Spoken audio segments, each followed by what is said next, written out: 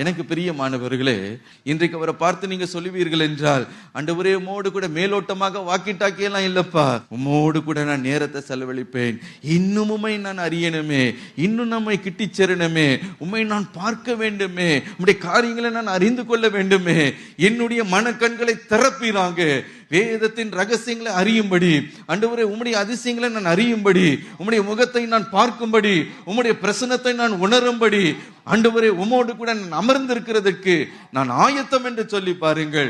உங்களுடைய மன கண்களை அவர் திறப்பார். இன்றைக்கு அதற்கு நீங்கள் ஆயத்தமா?